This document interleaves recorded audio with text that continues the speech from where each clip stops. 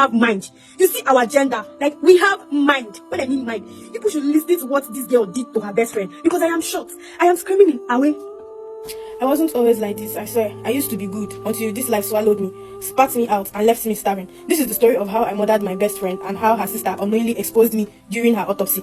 I and my best friend grew up together from childhood to uni. She was the only person that stayed with me when my mother had mental issues, which she was going mad, walking naked in the streets, eating from the gutters. People laughed at me, but not my best friend. She would hold me and cry with me.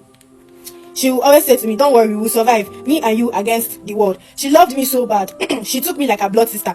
I do hear people say bad stuff about having a best friend, but not this my girl. I used her wigs and clothes freely, but deep down I was envious. We would walk together on the streets. Instead of me to be called, they're always calling her. She never lacks money. Men always have a way of funding her. Whereas me, before I see 5k, I just open my leg. But then, she made the mistake of trusting me too much.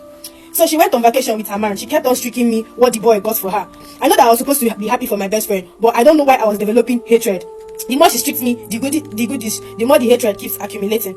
The part that pained me more was why she traveled with her man for vacation, leaving only me here, when she knows fully well that I don't have money, and she's the one that feeds me and my mad mother. Omo, I was so pissed. My life in school got worse. No food, no light. Our lodge smelled like death. My body was always cold. My stomach was always empty. And times when I call her, she wouldn't even want me to talk. She would start blabbing and gisting me about her man, and how random people keeps dashing her money. I just had to lock up. I begged. I even borrowed. I even tried stealing once. Omo, I got caught though, and I was beaten like a goat. Omo, they nearly put me tire, make I no lie. Some people videoed me self. During the process of them beating me, some men came and begged on my behalf. After they had settled the crowd, I followed them. I followed them. I was so embarrassed and I was crying. They sent the video of me to my best friend. She never said a word to me. She never asked me what happened. Rather, she spoke to me in disgust for my actions. So back to the men that saved me. I don't know who they were, but they looked like luxury. When I mean luxury, they looked luxurious. I even think, say, finally, person don't pick me up from the gutter, and they were my spec. They were dark, calm, but something was off about them. They wore gloves. I didn't ask. I decided to mind my business as I was still in shame. I managed to ask one of them sitting next to me because I was in their car. I asked them if they were driving me to the police station. I didn't even want them to give me a reply. I just started crying and begging them not to take me there. The one driving calmed me down and said, we need you for a good purpose that will help me and help them too. That was why they helped me. So it is my turn to help them out. If not, they'll take me to the police. Out of shock, because I was even sweating, I told them I'll help them.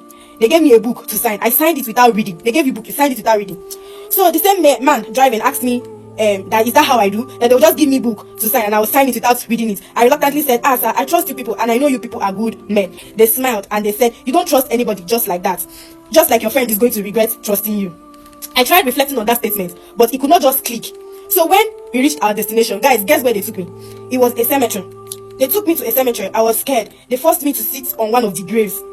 I did. All of a sudden, the sweet, calm men turned into something else. If you see this cemetery, lots of dead people were there, like people's loved ones, little kids and all that. I don't know, I'm not sure, but there were plenty people there, like plenty people that lost their lives.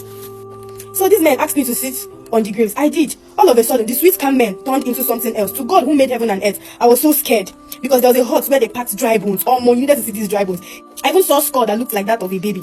They proceeded with their conversations and they said to me they needed a body, a young, fresh, undamaged girl for research. I was like, I don't understand. So they repeated themselves again. They said, I said I need a young, fresh, undamaged girl for a research. They offered me 1.2 million naira if I was able to get them a dead body. I froze for a moment and I asked them, where will I find a body? I've never killed before. I don't know how to go about this. They said to me, that is my problem, not theirs. I told them, they have not done this kind of thing before. I started pleading with them to let me go. They said, if I don't carry out the tax, my bone will be part of those that are stocked up there. I was in a dilemma, but I had to tell them yes, because I needed the money for my life. My mother's life too. I want to buy my own wigs and clothes. I want to rent my own house. I needed to sort my courses as well. I wanted to do stuff for myself. I did not need any help from my best friend, because I felt like he was bringing finish, or I had no other option than to agree to it. And when I stated it to them that I was down, they credited me 600k for a start and told me when I am done, they will balance me up. And if I think I can run with the money, that's the worst mistake. They even said few policemen are working with them. Like, can you guys imagine? That if I go to report, that they will always find me. And when they find me, that I will join those dry bones there, that they were once a living thing. And if they had adhered to their instruction, they would have still been alive by now. I was confused. I did not get it straight. So I had to agree to their plan and they dropped me off home. Already, my friend had already mentioned that she would be back same day. I went inside my house. I stared at myself in the mirror. I spent hours looking at myself in the mirror. I looked like a ghost, stressed. I was weak with anxiety. My eyes were teary. My lips cracked, lips showing as a result of hunger. I said to myself, I have gone through a lot.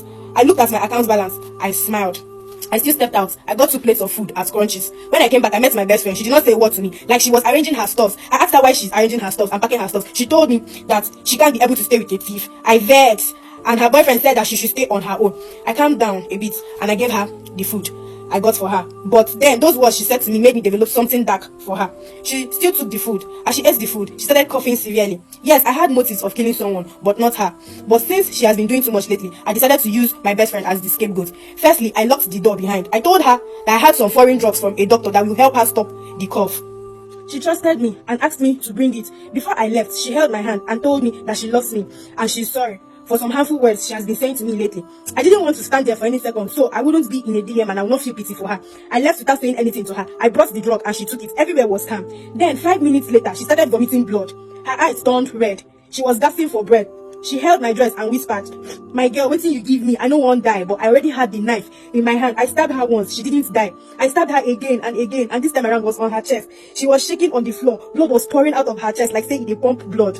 She started calling her mother's name, her sister's name too, and my name as well. She was like, "Mommy, mommy." She was like, "Please, best."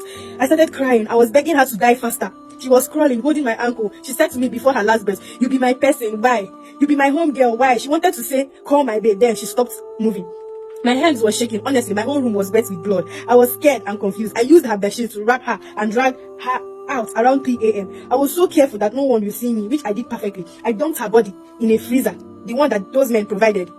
They gave me the money the next day. I vomited twice, but I still took the money because I needed it. I used lots of drugs to heal myself. Weeks passed. I used the money to buy things for myself. At least I changed my 7 Plus to 16 Pro Max. I got new hairs. I got new clothes. I laughed again. I smiled for the first time in months until one morning.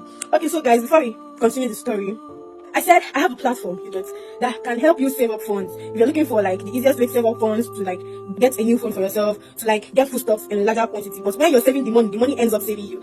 I got you covered, okay? You guys, this platform that we're showing on the screen here, just like the way people do your normal ajo to collect the money and buy it, you can also start saving up here to buy your phone, any phone of your choice. You can also start saving up here to collect food in larger quantity. Like it's your money. And then, one more thing, we have rules to it. So you get people where their head they touch, you get. So we do it this way: 2 days deposit before adding people. Like, you get, we have to like deposit something before we give you a slot, you get. So that it's not, people not come to say, when I don't join finish, you'll come to say, they go to join again, because you go frustrate the admin. So guys, quick one, if you're interested, I don't work with fake brands, you get. I work with legit brands. So if it's not legit, I'm not putting it up here on my platform, you get. So I'm tagging the handle down here.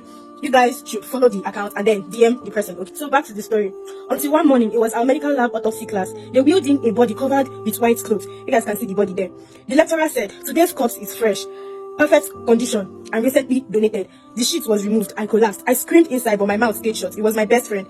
Her lips were purple. Her chest had old stab wounds, which I can remember. Her hands were stiff. And just beside me was Adora, my classmate. Quiet girl, always tying scarf. She stepped closer and froze. Then she screamed, "That's my sister, Jesus, Uche!" She collapsed right there, hitting her head on the metal table. The whole class scattered. People screamed. Some ran out. One girl even fainted, but I stood there, dead inside. The policemen came. Investigation started. They traced the last call on her phone, and it was me. And I believe that was the time she called me to tell me that she was coming back.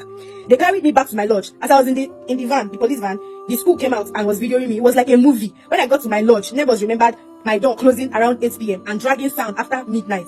As they were taking me to the station, I sent a text to those men telling them what happened. They said I should be calm and follow them to the station first, that nothing will happen. I was arrested and I got to the station. And when I came to the station, she looked like a skeleton. She held her chest and whispered in tears, "My daughter, they call your name for my sleep.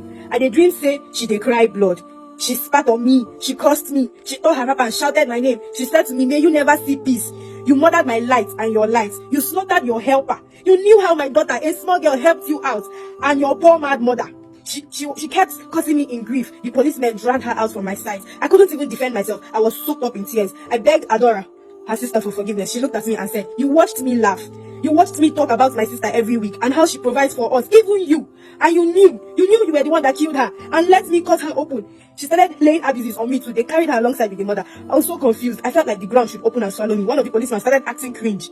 He said they were going to transfer me to another station. The mother and the daughter found it weird, but they had to play cool.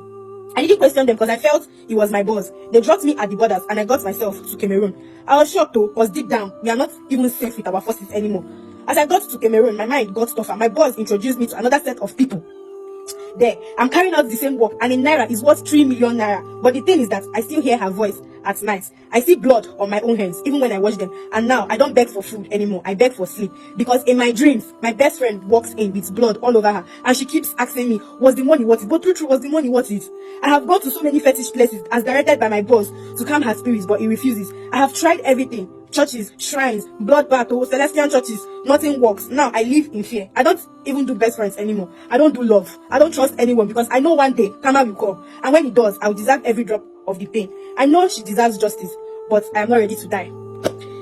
What did I just read?